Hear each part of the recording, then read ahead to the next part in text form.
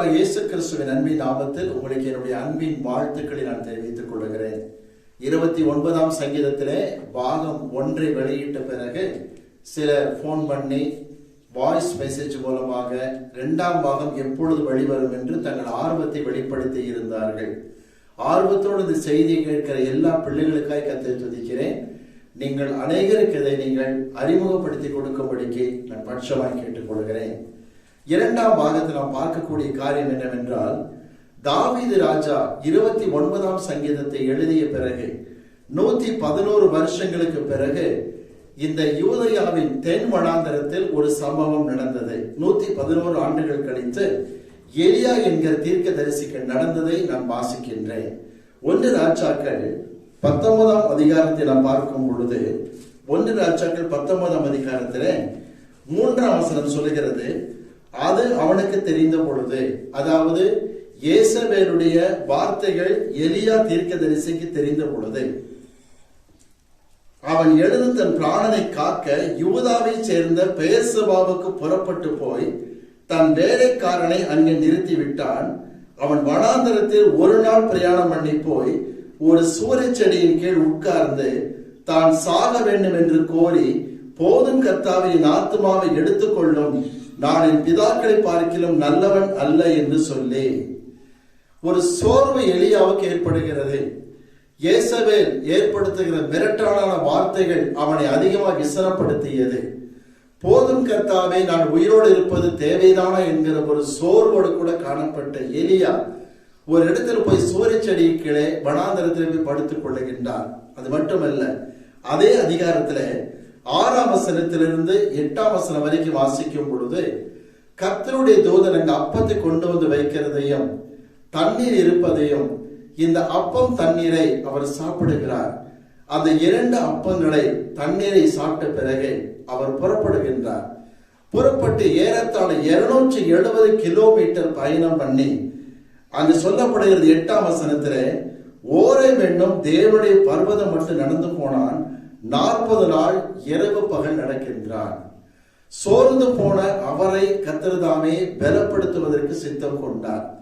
பலகீனமாய் இருக்கிற அவரை கர்த்தர் பலப்படுத்துவதற்கு சித்தம் கொண்டார். மட்டுமல்ல, சமாதானம் என்று காணப்பட்ட எலியாவை சமாதானப்படுத்த கர்த்தர் சித்தம் கொண்டார்.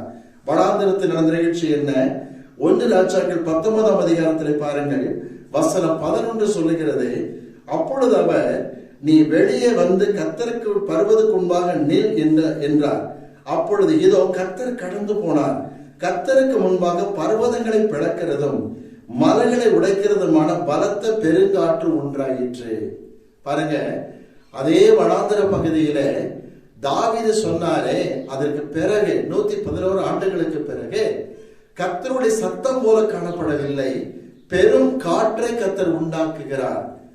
காற்று என்ன செய்கிறது பாருங்கள், கண்மலைகளை பர்வதங்களை உடைத்து பிளக்கிற வல்லமை உள்ளதாய் பெருங்காற்று காணப்பட்டது. 18ஆம் சங்கீதத்திலே 10ஆம் வசனம் சொல்லுகிறது, கேருபை மேல் ஏறி வேகமாய் சென்றார், காற்றின் செட்டைகளை கொண்டு பறந்தார். அந்த இடத்தில் காற்று என்பது பயங்கரமான சூறாவளி என்றுதான் சொல்லப்படுகிறது. கேருபையை குறித்து சொல்லும் எபிரேய வார்த்தையில் சொல்லும் பொழுது, திரும்ப சொல்லுகிறேன், ஆண்டவர் பலத்த காற்றின் மீது பயணம் செய்கிறார். அது கண்மலைகளை பிளக்கிறது, பர்வதங்களை அசைக்கிறதாய் காணப்பட்டது. 1 ராஜாக்கள் 19ஆம் அதிகாரத்தில் பாருங்கள், 11ஆம் வசனம், அந்த காற்றில் கர்த்தர் இருக்கவில்லை, காற்றிற்கு பின் பூமி அதிர்ச்சி உண்டாயிற்று, பூமி அதிர்ச்சியிலும் கர்த்தர் இருக்கவில்லை.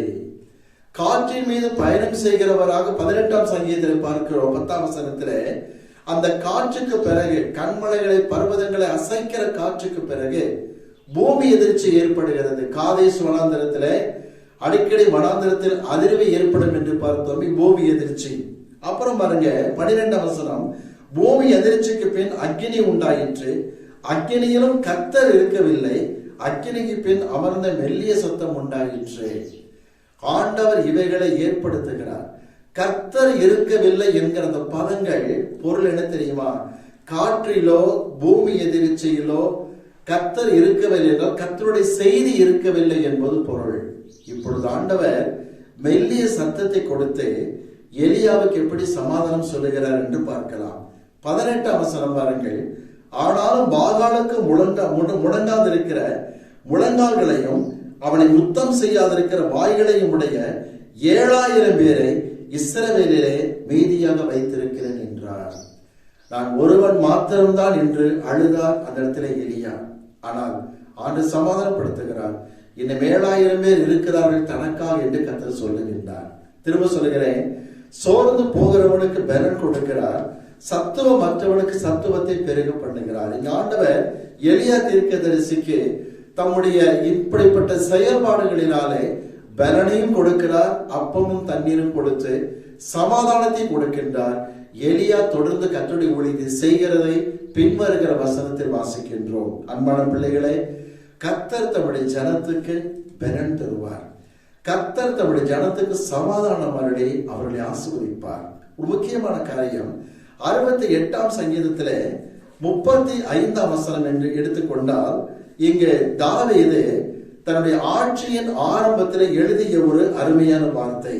68ஆம் சங்கீதத்திலே 35ஆம் வசனம் சொல்லுகிறது, தேவன் தம்முடைய ஜனத்திற்கு பலனையும் சத்துவத்தையும் அருளுகிறவர் என்று காட்டுகிறார். 68:35. பிரியமான பிள்ளைகளே, இது தாவீது ஆட்சியின் ஆரம்பத்தில் 2 சாமுவேல் 8ஆம் அதிகாரம் முதல் 10ஆம் அதிகாரம் வரை பல யுத்தங்களை மாதங்கள் கணக்கில் செய்கிறார் தாவீது. இந்த யுத்தங்கள் சுற்றியிருக்கிற நாடுகளெல்லாம் அமர்ந்திருக்க பண்ணுவதற்காக. ஆனால் இந்த யுத்தங்கள் முடிந்த பிறகு அவர் இருக்கிற அந்த தேசத்திலே, யூதேயா தேசம், பலஸ்தீனா தேசத்திலே ராணுவத்தில் அநேகர் பல மாதங்கள் தாவீதோடு கூட காணப்பட்டார்கள். ஜனங்கள் சற்று சோர்ந்திருந்தார்கள். அவர்களை உற்சாகப்படுத்த 68ஆம் சங்கீதத்தை எழுதுகிறார். 35ஆம் வசனம் சொல்கிறது, தம்முடைய ஜனங்களுக்கு ஆண்டவர் பலன் கொடுக்கிறவராய் காணப்படுகின்றார். இது ஆரம்பத்தில் எழுதியது. 29ஆம் சங்கீதம் 11ஆம் வசனம் ஆட்சியின் முடிவில் எழுதியது. மொத்தத்தில் தாவீதினுடைய காரியம் என்ன, உறுதியான ஒரு வாக்கு என்ன? தமது ஜனங்களுக்கு ஆண்டவர் சமாதானம் கொடுக்கிறவராய் காணப்படுகிறார். அன்பான பிள்ளைகளே, சில சமயத்துல ஊழியம் செய்கிற ஊழியக்காரர்களுக்கு பலகீனம் ஏற்படுகிற காட்சியை பார்க்கின்றோம். ஏன் கர்த்தருடைய ஊழியம் செய்கிற மக்களுக்கு பலகீனம் வருகிறது என்றால், 109ஆம் சங்கீதத்திலே 24ஆம் வசனத்திலே இப்படியாய் சொல்லப்படுகிறது. தாவீதின் அனுபவத்தை பாருங்கள்.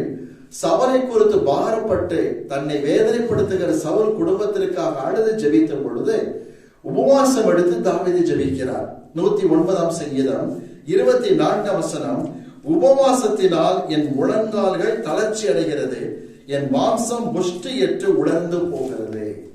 அதாவது தேவனை நேசிக்கிற பிள்ளைகளுக்கு அதிகமாய் உபவாசம் எடுத்து ஜெபிக்கும் பொழுது சரீரத்தில் பலகீனங்கள் ஏற்படலாம். இன்னும் நீங்கள் தானியேல் 8ஆம் அதிகாரம் 18ஆம் வசனத்தை பார்க்கும் பொழுதும் 10ஆம் அதிகாரம் 9 முதல் 11 வரை வாசிக்கும் பொழுதும் தானியேலும் கூட கர்த்தருடைய தரிசனத்தை நிறையப்படும் பொழுது, வெளிப்பாடுகளை பெறும் பொழுது பலகீனப்பட்டவராய் காணப்பட்டார். வெளிப்படுத்தின விசேஷம் 1ஆம் அதிகாரம் 17ஆம் வசனத்திலே யோவான் சொல்லுகிறார், வெளிப்பாடு கிடைக்கிற சமயத்தில் செத்தவனை போல பின்னிட்டு தரையிலே விழுகின்றார், கர்த்தர் அவரை மேலே எழுந்திருக்கும்படி எழுப்புகிறதை பார்க்கின்றோம். அன்பான பிள்ளைகளே, அதிகமாக ஜெபத்தை நேரத்தை செலவழிக்கும் பொழுது, ஊழியத்து நிமித்தமாக நேரத்திற்கு சாப்பிடாது இருக்கும் பொழுது, அதிகமான அலைச்சல்களினால் தாவீது, தானியேல், யோவான் போன்ற தேவ ஊழியர்கள் பலகீனப்பட்டது உண்டு. அதே சமயத்துல பவுலும் கூட தன் வாழ்க்கையில அதிகமாக ஊழியம் செய்தவர் சரீரத்தில் பலகீனத்தின் மத்தியில் தான் காணப்பட்டார். 2 கொரிந்தியர் 12ஆம் அதிகாரம் 9ஆம் வசனத்திலே கர்த்தர் சொல்கிறார், உன் பலகீனத்திலே என் பலன் பூரணமாய் விளங்கும். தேவன் தம்முடைய ஊழியக்காரர்களுக்கு பலன் தருகிறவராக இருக்கிறார். பக்தன் தாவீது சொல்கிறார், கர்த்தாவே நீரே என் பலனாக இருக்கிறேன், என் பலனாகிய கர்த்தாவே என்று கர்த்தரை புகழுகிறார். தேவ ஊழியர்களுக்கு ஊழியத்தை நிமித்தம் பலகீனம் வந்தாலும் கர்த்தர் மிகுந்த கிருபையாக ஊழியக்காரர்களுக்கு கிருபை கொடுத்து பலவீனத்தில் அவர் பலன் கிரிய செய்கிறதாய் காணப்படுகிறது. அன்பான பிள்ளைகளே, சில சமயத்தில் நாம் இன்னொரு காரியத்தை விளங்கிக் கொள்ள வேண்டும். ஆவிக்குரிய வாழ்க்கையில ஒரு பலன் கிடைத்து விடுவானால் சரீரத்தில் நிச்சயமாக உற்சாகம் கிடைக்கும், சந்தேகமே கிடையாது. உதாரணமாக, என் ஆத்துமாவிலே பலன் தந்து என்னை தைரியப்படுத்தினீர் என்று 138 சங்கீதம் 3 வசனத்திலே பக்தன் தாவீது சொல்லுகிறார். எப்படி இந்த ஆத்துமாவிலே பலனை பெறுவது? 46 சங்கீதத்தை எசேக்கியா ராஜா காலத்தில் யாஷர் ஜெபக்குழுவினர் எழுதினார்கள். அதில் 1 வசனம் என்ன சொல்லுகிறது என்றால், தேவன் நமக்கு அடைக்கலமும் பலனும் ஆபத்து காலத்தில் அனுகூலமான துணையுமானவர். தேவன் எப்படி நமக்கு பலனாக இருக்கிறார்? ஆத்மாவில் எப்படி பலன் தருகின்றார்? அப்போஸ்தலர் 1:8 சொல்லுகிறது, பரிசுத்த ஆவி உங்களிடத்தில் வரும் பொழுது நீங்கள் பலன் அடைவீர்கள். எனக்கு அன்பானவர்களே, ஏசாயா 42:1 வாசிக்கிறோம், இதோ நான் பலப்படுத்துகிற என் தாசன், அதாவது நான் தெரிந்து கொண்ட என்பதற்கு எபிரேய மொழிப்படி பலப்படுத்துகிற என் தாசன் என்பது பொருள். ஏசாயா 42:1 ஆங்கில வேதாகமத்திலே whom I have strengthened என்று கொடுக்கப்படுகிறது. எப்படி? அவர் மேல் என் ஆவியை அமர பண்ணினேன். பரிசுத்த ஆவியினால் கர்த்தர் நமக்கு பலனாக இருக்கிறார் என்று விளங்கிக் கொள்ளுங்கள். இந்த பலனை பெற்றுக் கொள்வது எப்படி? ஏசாயா 40 அதிகாரம் 31 வசனம் அனைவரும் அறிந்ததுதான். ஏசாயா 40:31 சொல்லுகிறது, கர்த்தருக்கு காத்திருக்கிறவர்களோ புதுபலன் அடைந்து கழுகுகளை போல செட்டை அடித்து எழும்புவார்கள். எனக்கு அன்பானவர்களே, கர்த்தருடைய சமூகத்தில் ஜெபத்திலே காத்திருக்கும் பொழுது நிச்சயமாகவே கர்த்தர் நம்முடைய பரிசுத்த ஆவியினால் நம்முடைய ஆத்மாவை பலப்படுத்துகிற தேவனாக இருக்கின்றார். இன்னொரு முக்கியமான காரியம், சத்துருக்களால் நெருக்கடிகள் ஏற்பட்டு சோர்ந்து போகிற நேரத்தில் எப்படி நாம் இந்த பலனை பெற்றுக் கொள்வது? இந்த பலனை பெற நடக்கிற காரியம் என்ன? ஒரு ரகசியத்தை தாவீது அறிவிக்கின்றார். 8 சங்கீதத்திற்கு நீங்கள் வரும் பொழுது அங்க ஒரு காரியத்தை கர்த்தர் சொல்லுகிறார் தாவீதை கொண்டு. 8 சங்கீதத்தில் பாருங்கள், வசனம் 2 வாசிக்கிறேன். சங்கீதம் 8, பெலிஸ்தருடைய தேசத்தில் படையெடுத்து அந்த தேசத்தை தோற்கடித்த பிறகு அவர் அங்கு பாடின சங்கீதம் தான் பெரிய ஒரு திராட்சை பழங்களை ஆளையாடுகிற ஆலையின் அருகில் பாடிய சங்கீதம் தான் 8. 2 வசனம் பாருங்க, பகைஞனையும் பழிகாரனையும் அடக்கி போட தேவனே உம்முடைய சத்துருக்கள் நிமித்தம் குழந்தைகள் பாலகர் வாயினால் பலன் உண்டு பண்ணினீர்.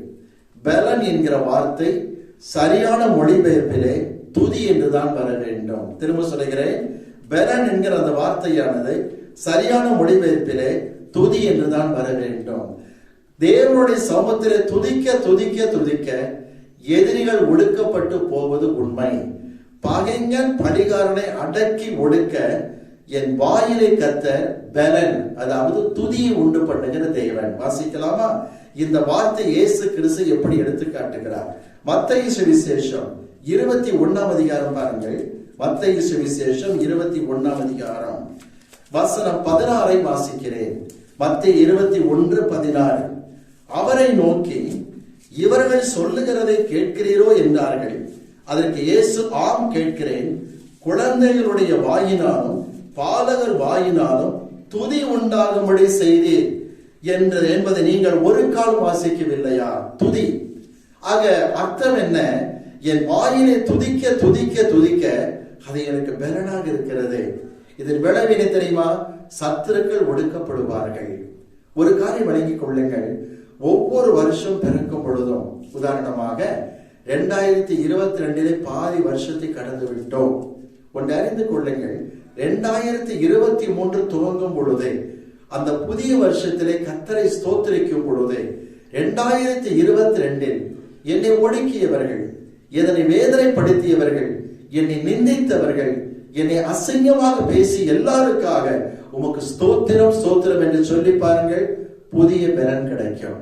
இந்த பலன் கிடைக்க கிடைக்க பகைஞன் பழிகாரன் ஒடுக்கப்பட்டு போவான் என்று விளங்கிக் கொள்ளுங்கள். என்னுடைய ஊழியத்தில் அனாவசியமாக சிலரனை தவறாக பேசும் பொழுது, தேவையற்ற வார்த்தைகளை அள்ளி கொட்டும் பொழுது, இஷ்டம் போல பேசுகிற சமயத்தில் எல்லாம் நான் செய்கிற ஒரு காரியம் என்ன தெரியுமா? இவர்கள் வார்த்தைக்காக உமக்கு ஸ்தோத்திரம் அப்பா என்று சொல்லுவேன். நாட்கள் வரும், வெகு சீக்கிரத்திலே அவள் வெட்கப்பட்டு போகிறதை நான் பார்த்திருக்கிறேன். எனக்கு அன்பானவர்களே, பலர் என்னை தவறாக விளங்கி கொண்டு பிறகு போன் பண்ணி சொல்வார்கள், என்னை மன்னித்துக் கொள்ளுங்கள் போதுகிறேன், நான் அனாவசியமாக பேசிவிட்டேன் என்று சொல்லி திரும்ப சொல்லுகிறேன், ஜெபிக்க ஜெபிக்க ஜெபிக்க, கர்த்தருடைய சமூகத்தில் துதிக்க துதிக்க துதிக்க பகைஞன் பழிகாரன் ஒடுக்கப்பட்டு போவதை உண்மையான காரியம் அறிந்து கொள்வோம். அதே சமயத்தில் ஒரு சாதாரண மனிதன் வாழ்க்கையிலே பலகீனம் வருகிறது என்று சொன்னால் வேதம் சொல்லுகிறது அதற்கு அவன் செய்கிற பாவங்களும் காரணமாக இருக்கும். 31ஆம் சங்கீதத்தில் பாருங்கள், தன்னுடைய பாவத்தை அறிக்கையிட்டு ஒரு வார்த்தையை தாவீது சொல்லுகிறார். 31ஆம் சங்கீதம் 10ஆம் வசனம், என் பிராணன் சஞ்சலத்தினாலும் என் வருஷங்கள் தவிப்பினாலும் கழிந்து போயிற்று, என் அக்கிரமத்தினாலே என் பெலன் குறைந்து என் எலும்புகள் உலர்ந்து போயிற்று. புரிஞ்சுக்கிட்டீங்களா? பலவீனம் ஏன் ஏற்படுகிறது? தன் அக்கிரமம் என்று தாவீது கண்ணீரோடு சொல்லுகிறார். ஆனால் ஒன்று, எப்படிப்பட்ட பலவீனம் ஏற்பட்டாலும் கர்த்தர் தம்முடைய ஜனங்களுக்கு சரீரத்தில் வல்லமையை கொடுத்து பலன் கொடுத்து உயிர்ப்பிக்கிறவராய் காணப்படுகிறார். அப்போஸ்தலர் நடவடிக்கைகளிலே 3ஆம் அதிகாரம் 7ஆம் வசனம் சொல்லுகிறது, நசரேயனாகிய இயேசு கிறிஸ்துவின் நாமத்தில் எழுந்து நட என்று சொல்லும் பொழுது அந்த பரிசுத்தாவின் வல்லமையால், கிறிஸ்துவின் வல்லமையால் தாய் வயிற்றிலே சப்பானியாக பிறந்த பிறவி சப்பானி எழுந்து நின்று குதிக்கிற ஒரு காரியத்தை பார்க்கிறோம். அன்பானவர்களே, தேவன் நிச்சயமாகவே கால்களையும் கரடுகளையும் பெறன் கொள்ள வைக்கிறவர் அங்கு இருக்கிறார். இந்த விஷயத்தில் ஒரு வார்த்தையை கடைசியாக சொல்ல விரும்புகிறேன். இந்த குறிப்பின் அடிப்படையிலே மத்தேயு 8:17 சொல்லுகிறது, அவர்தாமே நமது பலவீனங்களை சுமந்தார். ஆண்டவராகிய இயேசு கிறிஸ்து உங்களுடைய பலவீனங்களை, என்னுடைய பலவீனங்களை சுமந்தார். ஒருவேளை சரீர பலவீனத்தை மட்டும் சுமந்தாரா? ஆவிக்குரிய பலவீனங்களை கர்த்தர் சுமந்திருக்கிறார். எபிரேயர் 4ஆம் அதிகாரம் கடைசி வசனம் சொல்லுகிறது, நம்முடைய பலவீனங்களை குறித்து பரிதபிக்கக்கூடிய பிரதான ஆசாரியர் நமக்கு இருக்கின்றார். ஆத்மாவில பலகீனமா, சரீரத்தில பலகீனமா, தேவன் தம்முடைய ஜனங்களுக்கு நிச்சயமாக பலன் கொடுப்பார். காரணம், அவர்தாமே நமது பலவீனங்களை எல்லாம் சுமந்தவராய் காணப்பட்டார். கல்வாரி சிலுவையில நமக்கால் பலவீனங்களை சுமந்த இயேசுவை நோக்கி பார்க்கும் பொழுது நிச்சயம் பலப்படுத்தப்படுகிற பிள்ளைகளாய் இருப்போம் என்பதில் சந்தேகம் இல்லை. அடுத்ததாக 29ஆம் சங்கீதத்திலே 11ஆம் வசனம் சொல்லுகிறது, அவர் எப்படி ஆசீர்வதிக்கிறார்? தம்முடைய ஜனங்களுக்கு பலன் கொடுக்கிறது மட்டுமல்ல, அவர்களுக்கு சமாதானம் அருளி அவர்களை ஆசீர்வதிக்கிற தேவனாக இருக்கிறார் என்று பார்க்கின்றோம். லேவியராகமத்திலே இந்த சமாதானம் ஏன் கெடுகிறது என்ற வாசகத்தை பார்க்கிறோம். லேவியராகமத்தின் புஸ்தகம் எடுத்துக்கொள்வோம். 26ஆம் அதிகாரத்துக்கு வாருங்கள். லேவியராகமத்தின் புஸ்தகம் 26ஆம் அதிகாரத்திலே வாசிக்கிறேன். முதல் 3 வசனங்கள், நீங்கள் உங்களுக்கு விக்கிரகங்களையும் சுரூபங்களையும் உண்டாக்காமலும் உங்களுக்கு சிலையை நிறுத்தாமலும் சித்திரம் தீர்த்த கல்லை நமஸ்கரிக்கும் பொருட்டு உங்கள் தேசத்தில் வைக்காமல் இருப்பீர்களாக, நான் உங்கள் தேவனாகிய கர்த்தர். விக்கிரகங்கள், சுரூபங்கள், சித்திரம் தீர்த்த கற்களை வைத்து வழிபடுகிற காரியம் வேண்டாம் என்று கர்த்தர் எச்சரிக்கை சொல்லுகிறார். அதை சொல்லிவிட்டு 2ஆம் வசனம், என் ஓய்வு நாட்களை ஆசீர்வதித்து ஆசரித்து என் பரிசுத்த ஸ்தலத்தை குறித்து பயபக்தியாக இருப்பீர்களாக, நான் கர்த்தர். பயபக்தி தேவை. பரிசுத்த ஸ்தலத்தில் ஓய்வு நாளில் வரும் பொழுது பயபக்தி தேவை. 3ஆம் வசனம் பாருங்க, நீங்கள் என் கட்டளைகளின்படி நடந்து என் கற்பனைகளை கை கொண்டு அவர்களின்படி செய்தால், அப்படி சொல்லிட்டு 6ஆம் வசனத்துக்கு வரலாமா? லேவியராகமம் 26:6, தேசத்திலே சமாதானம் கட்டளையிடுவேன், கட்டளைக்கு பண்ணுவார் இல்லாமல் படுத்துக் கொள்வீர்கள். தேசத்திலேயே சமாதானம் கெடுகிறது. வேதம் சொல்கிறது, விக்கிரக ஆராதனை, சுரூபங்களை வணங்குகிற ஒரு காரியம், சித்திரம் தீர்த்த கற்களை முக்கியப்படுத்துகிற காரியங்கள், இவைகளை செய்து கர்த்தருடைய ஓய்வு நாளை அசட்டை பண்ணி தேவனுடைய ஆசரிப்பில் பயபக்தி இல்லாதிருக்கும் பொழுது தேசத்திலே சமாதானம் கெடும் என்று சொல்லப்பட்டிருக்கிற வார்த்தை பார்க்கிறோம். அன்பானவர்களே, சாலமன் ராஜா தேசத்தை ஆளும் போது ஆரம்ப நாட்கள் எங்கும் சமாதானம். சாலமோன் என்கிற பெயருக்கு அர்த்தம் என்ன? சமாதானம் என்பதாகும். 1 ராஜாக்கள் 4ஆம் அதிகாரம் 24ஆம் வசனம் சொல்லுகிறது, சாலமோன் நாட்களில் சமாதானம் உண்டாயிருந்தது. ஆனால் 1 ராஜாக்கள் 11:6ஆம் வசனம் 7ஆம் வசனம் சொல்லுகிறது, சாலமோன் தேவாலயத்தை கட்டின சாலமோன் அவர் தன் கைகளினால் பாகாலுக்கு சிலைகளை வைத்து பலிபீடங்களை கட்ட ஆரம்பித்தார். தேசத்திலே சமாதானம் கெட்டது. ஆரம்பத்திலே சமாதானம், போக போக சமாதானம் கிடையாது. சாலமோன் என்கிற வார்த்தைக்கு சமாதானம் என்று பொருள், but no peace at all. தேவனுடைய சமூகத்திலே ஜனங்களுக்கு சமாதானம் இல்லாமல் தான் காணப்பட்டது. அதே சமயத்திலே அவர் குமாரன் அடுத்த ஆட்சிக்கு வருகிறான். ரெகபயாம் என்கிற குமாரனை அரசனாக்குகிறார்கள். ரெகபயாம் என்கிறதான வார்த்தைக்கு ஜனத்தை பெருக்குபவன் அர்த்தம். ஆனால் 1 ராஜாக்கள் 12ஆம் அதிகாரம் 19ஆம் வசனம் சொல்லுகிறது, ரெகபயாம் நாட்களிலே ஜனங்கள் 2ஆக உடைந்தார்கள். ஜனம் குறைந்து விட்டது ரெகோபயாமுக்கு. நீதிமொழிகள் 14ஆம் அதிகாரத்திலே 28ஆம் வசனத்திலே சாலமோன் ஞானி சொல்லுகிறார், ஜன திரட்சி ராஜாவின் மகிமை, ஜன குறைவு தலைவனின் முறிவு என்று சொன்னார். ஏன் தேசத்திலே சமாதானம் இல்லை? பாவத்தின் நிமித்தமாக, பயங்கரமான தேவனுக்கு விரோதமான அக்கிரமங்கள் நிமித்தமாக. அன்பானவர்களே, சமாதானம் கெடுவதற்கு காரணம் பாவம் என்கிற வார்த்தை வலியுறுத்தி வருகின்றேன். தாவீதை எடுத்துக் கொள்ளுங்களேன். ஏன் சமாதானம் கெட்டது? அவருடைய வாழ்நாட்களிலே, அவர் ஆட்சி செய்ய ஆரம்பித்த ஆரம்ப நாட்களிலே பார்க்கும் பொழுது சமாதானத்தை அவரே கெடுத்துக் கொண்டார். உதாரணமாக உபாகமத்தின் புஸ்தகம் 10ஆம் அதிகாரம் 8ஆம் வசனம் சொல்லுகிறது, லேவியர் தான் உடன்படிக்கை பெட்டி சுமக்க வேண்டும் என்று. ஆனால் 1 நாளாகமத்திலே 13ஆம் அதிகாரம் 7ஆம் வசனம் 10ஆம் வசனம் சொல்லுகிறது, தாவீது புது ரதத்தில் இந்த உடன்படிக்கை பெட்டி வைத்து மாட்டு வண்டியில் ஏற்றி கொண்டு போனார். அங்கு மாடுகள் மிரள, பெட்டி அசைய, ஊசா தன் கையை நீட்டி பெட்டியை தொட, கர்த்தர் ஊசாவை அடிக்க, அவன் மரித்து போகிறான். தேசத்தில் ஒரே துயரம் ஏற்படுகிறது. குடும்பங்களிலே சமாதானம் கெட்டு போனது. தாவீது சொல்லுகிறார், 1 நாளாகமம் 15ஆம் அதிகாரம் 13ஆம் வசனத்தில், நாம் தான் கர்த்தருக்குரிய மரியாதை செலுத்தவில்லை, அது லேவியர் தான் சுமக்க வேண்டும் என்கிற வார்த்தையை ஒத்துக்கொள்ளுகிறார். பிரியமான பிள்ளைகளே, ஒன்றை கவனித்துக் கொள்ளுங்கள். தேவ வார்த்தை கட்டுப்படாதபடிக்கு வாழ்க்கையில் பாவத்தில் ஈடுபடும் பொழுது நிச்சயமாகவே கர்த்தர் என்ன செய்கிறார் தெரியுமா? வேதம் சொல்லுகிறது, சமாதானத்தை எடுத்து போடுகின்றார். நல்லது. அதே சமயத்தில் பாருங்கள், தாவீது செய்த ஒரு பாவத்தை குறித்து சொன்னேன். மற்றொன்று, பிறனுடைய மனைவி இச்சியாதிருப்பாயா என்கிற பிரமாணம் தெரிந்திருந்தும் பத்சேபாள் விஷயத்தில் அவர் தவறு செய்தது நிமித்தமாக தன்னுடைய குடும்பத்திலும் பத்சேபாள் குடும்பத்திலும் குழப்பத்தை உருவாக்கி தாவீது சமாதானத்தை கெடுத்து போடுகிறார். இதை குறித்து நாம் 2 சாமுவேல் 11-12 அதிகாரத்தில் வாசிக்க முடியும். அது மட்டுமல்ல, அப்சலோமை சரியான வளர்ப்பிலே வளர்க்கவில்லை, கண்டுகொள்ளாமல் விட்டுவிட்டார் தாவீது. ஒரு சரித்திர குறிப்பு சொல்லுகிறது, ஒரு பக்கம் தாவீதுக்கு அப்சலோமை ராஜாவாக்கலவா என்கிற எண்ணமும் கூட காணப்பட்டதாம். ஆனா கர்த்தர் சாலமோனை குறித்து கொடுத்த வாக்குத்தத்தத்தின் படியாகவே அதில் உறுதியாக தாவீது நின்றார். ஆனால் அப்சலோமை சரியாக வளர்க்காததால் 2 சாமுவேல் 15ஆம் அதிகாரத்திலிருந்து 18ஆம் அதிகாரம் வரைக்கும் அவர் மக்னாயின் காடுகளிலே சமாதானமின்றி அலைந்து கொண்டிருப்பதை பார்க்கிறோம். ஆட்சியின் முடிவு நாட்கள் வந்துவிட்டது தாவீதுக்கு. 2 சாமுவேல் 24ஆம் அதிகாரத்தின்படி ஜனத்தை எண்ண ஆரம்பித்து இருக்கிற கொஞ்சம் சமாதானத்தையும் கூட அவர் கெடுத்துக் கொண்டார். அன்பானவர்களே, ஒன்றை அறிந்து கொள்ளுங்கள், கர்த்தருடைய வார்த்தையை மீறி நடக்கும் பொழுது நிச்சயமாகவே சமாதானம் கெட்டு போகும். பாவத்தினால் பலகீனம் வந்தாலும் கர்த்தர் பலன் தருவார் என்று பார்த்தோம். ஆத்துமாவில் பலகீனம் வந்தாலும் பரிசுத்த ஆவியை கொண்டு அவர் பலன் தருவார் என்று பார்த்தோம். அவர் நம்முடைய பலவீனங்களை சுமந்தவராய் காணப்பட்டார் சிலுவையிலே.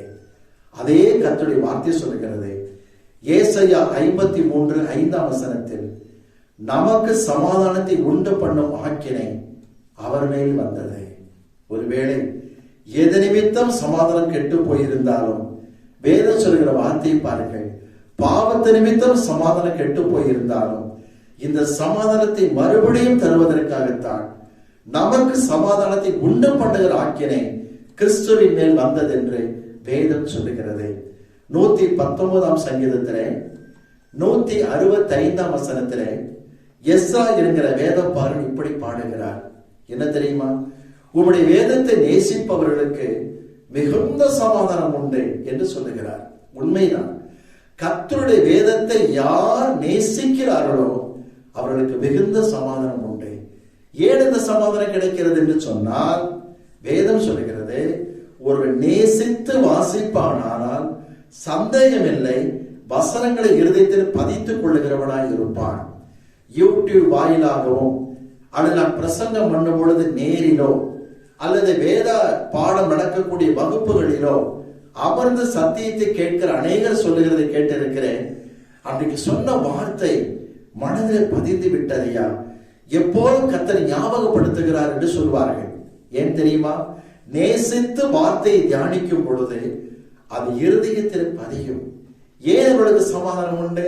37ஆம் சங்கீதம் 31ஆம் வசனத்தில் தாவீது சொல்கிறார், அவன் அருளிய தேவனுடைய வார்த்தை அவன் இருதயத்தில் இருக்கிறது, அவனுக்கு ஒரு காலம் இடரல் இல்லை. உம்முடைய வேதத்தை நேசிப்பவர்களுக்கு மிகுந்த சமாதானம் உண்டு, அவர்களுக்கு இடரல் கிடையாது. ஏன்? கர்த்தர் அருளிய வேதம் இருதயத்தில் பதிந்திருக்கும் பொழுது.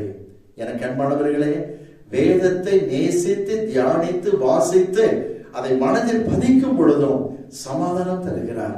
இடரலற்ற வாழ்க்கை வாழும்படிக்கு கர்த்தர் நம்மை ஆவிக்குரிய வாழ்க்கையை ஆசீர்வதிக்கிறார். ஒருவேளை வாழ்க்கையில எது நிமித்தமாக சமாதானம் கெட்டு இருந்தாலும் சரி, தாவீதை போல வாழ்க்கையில காணப்படுகிற பாவத்து நிமித்தமாக சமாதானம் கெட்டு இருந்தாலும் சரி, ஆத்மாவில பலகீனங்கள் காணப்பட்டாலும் சரி, சரீரத்தில் பலகீனம் இருந்தாலும் சரி, வேதம் சொல்கிறது நமது பலவீனங்களை அவர் சுமந்தார்.